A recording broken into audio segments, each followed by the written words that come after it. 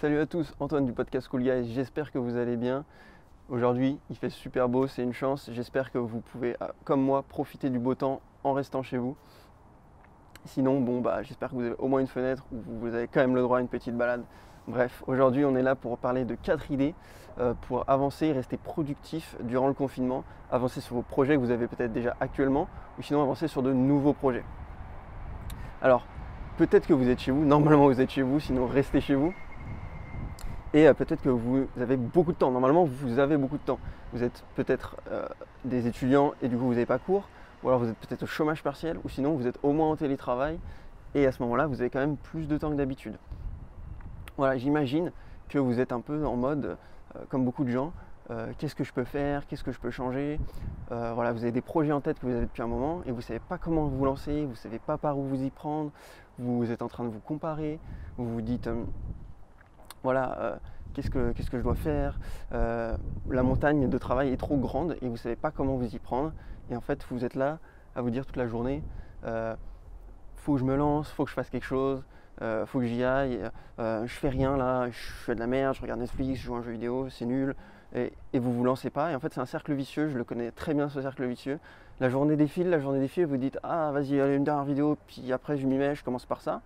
Et puis même si vous y mettez, par exemple, vous vous lancez sur votre site web pour votre activité, vous voulez se lancer en ligne, vous commencez le site web et puis vous dites « Ah, mais en fait, est-ce que c'est par ça que je dois commencer? Est-ce que c'est utile?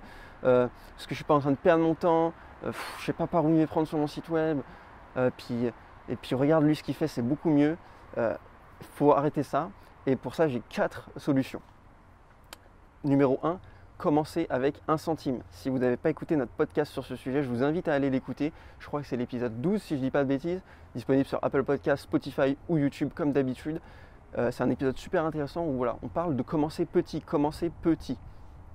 Par là, je veux dire, si vous voulez lancer votre vidéo YouTube, une chaîne YouTube par exemple, commencez par tourner une première vidéo, une courte vidéo sur un sujet que vous maîtrisez. Une première petite vidéo, c'est un début. Si vous voulez lancer votre business en ligne, commencez à construire le funnel de vente, commencez à construire le site web. Faites les choses petit à petit, ne vous mettez pas la pression. C'est le plus gros piège, de se mettre la pression, de voir toute la montagne de travail et de penser tout de suite à tout ce qu'il y a à faire. Commencez petit, avancez étape par étape. Pour ça, deuxième instruction que je vous donne, c'est fixez-vous des habitudes. Fixez-vous des habitudes et cadrez votre vie. La meilleure solution pour cela, la meilleure mauvaise idée pour se perdre, c'est de ne pas fixer bien les choses, de ne pas cadrer bien les choses et de vouloir se lancer, comme je le disais tout à l'heure, et se retrouver devant la montagne de travail et pas savoir par quoi commencer, en faire un peu un jour et puis beaucoup moins l'autre jour. Il faut être régulier. Le meilleur outil de l'entrepreneur, c'est être régulier. Donc soyez régulier, par exemple, fixez-vous un objectif petit pour commencer. Allez-y doucement, 30 minutes par jour sur votre projet. Il faut être régulier, essayez de le faire tous les jours, même le samedi et le dimanche. Après, si vous faites du lundi au vendredi, c'est peut-être déjà une bonne étape. Mais essayez d'être régulier vraiment, j'insiste là-dessus. Et fixez-vous un bon cadre de vie. C'est-à-dire que par exemple, vous dites, ok, de 10h à midi, je travaille sur mon projet.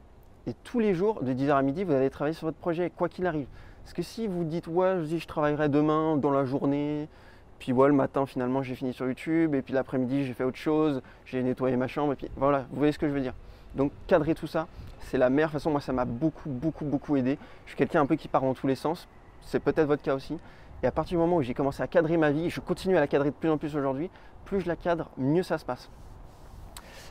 Troisième idée, donc en fait, deuxième idée, c'est les habitudes. Troisième idée, c'était cadrer votre journée avec des plages horaires, etc.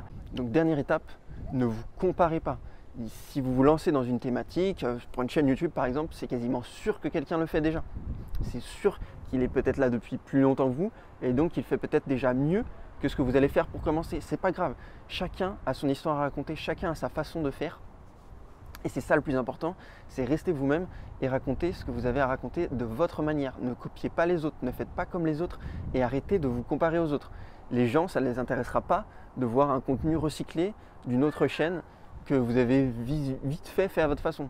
Il faut que ça vienne de vous, il faut que ça vienne de votre cœur, qu'on vous reconnaisse dans la vidéo, qu'on sente que ça vient, que ça vient de vous.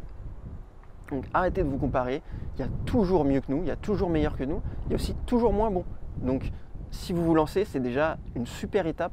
Il faut toujours s'en rendre compte du positif. Si vous vous lancez, c'est déjà super. Il y a plein de gens qui ne se lancent pas, qui ne le font jamais.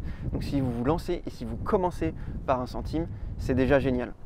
Voilà, j'espère que ça pourra vous aider. Si ça vous aide, n'hésitez pas à le partager à vos amis, que ça pourrait aussi aider. Je vous rappelle l'effet ricochet. Si vous passez quelque chose qui vous aide à quelqu'un d'autre, ça l'aidera aussi et lui le passera peut-être à d'autres personnes et ça l'aidera aussi, et c'est le but de ces vidéos qu'on fait, c'est le but de Cool Guys, c'est voilà, d'aider plein de gens à se lancer, à se développer, à s'entreprendre et à être plus heureux tout simplement. Voilà, c'était Antoine du podcast Cool Guys. Lancez-vous maintenant. Ciao.